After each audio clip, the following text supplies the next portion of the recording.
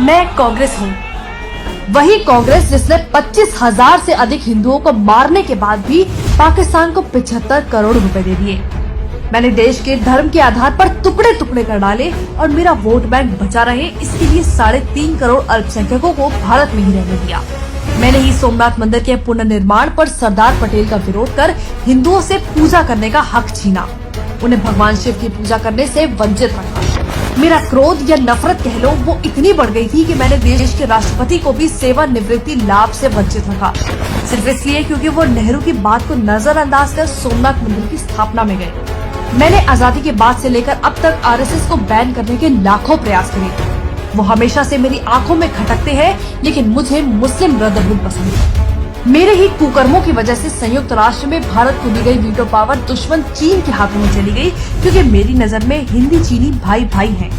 मैं वही कांग्रेस हूँ जिसने हिंदू कोड बिल तैयार किया और सरदार पटेल के विरोध के बावजूद मैंने इसे केवल हिंदुओं पर प्रतिबंध लगाने के लिए पारित कर दिया। वो मैं ही थी जिसने जम्मू कश्मीर के माथे पर धारा 35 से 370 का कलंक लगाया था। मैंने AMU में मुस्लिम शब्द रखा, लेकिन BHU में हिंदू शब्द के इस्तेमाल का विरोध किया। मैंने ही भारत की 90,000 वर्ग किलोमीटर जमीन चीन को सौंप दी और अपनी नाकामियां छिपाने के लिए कहा कि वहाँ तो घास का एक तिनका भी नहीं उगता। मैंने गायों की रक्षा के लिए आंदोलन कर रहे सैकड़ों साधुओं की गोली मारकर हत्या करवा दी। मैंने ही बांग्लादेशी को देश में घुसपैठ करके अपना वोट बैंक बढ़ाने के लिए रोहिंग्याओं को बसाया। मैंने न केवल हमारी सेना द्वारा जीते गए भारत के अहम हिस्से POK को वापस उपहार में दे दिया, बल्कि पाकिस्तान की जेलों में बंद हमारे 54 बहादुरों की परवाह किए बिना पकड़े गए पाकिस्तान के 93,000 सैनिकों को भी लौटा दिया, क्योंकि बुज़दिली तो मुझे मेरे बड़ों से विरासत में मिली है।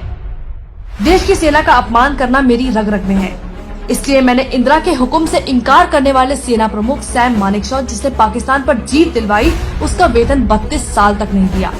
मैं वही हूँ जिसने मुस्लिम पर्सनल लॉ बोर्ड बनाया, क्योंकि संविधान से चलना सिर्फ बाकियों पे लागू होता है, वोट बैंक पर नहीं। मैंने ही देश में आपातकाल लगाकर लोकतंत्र का गला घोटने की कोशिश की। वो मैं ही थी जिसने संविधान में धर्मनिरपेक्ष शब्द को डाला, लेकिन फिर भी हज सब्सिडी देने में कतराई नहीं, और आज भी उसका दुरुपयोग करने में मुझे कोई शर्म नहीं है। वो मैं ही थी जिसने 30,000 से ज्यादा सिखों को बेरहमी से कत्लेआम करवाया और उनके गुनहगारों को बचाए रखा। गरीबी हटाओ का नारा देकर देश को गरीब बना दिया और देश का सोना गिरवी रखवा दिया।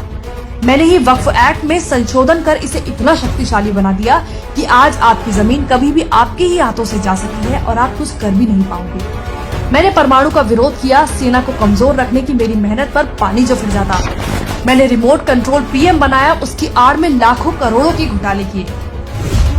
देश में पाकिस्तानी आतंकियों ने 3 दिन तक कहर मचाया, लेकिन इल्जाम लगने से बचने के लिए मैंने RSS को अपना टारगेट बनाया और हिंदू आतंक को जन्म दिया।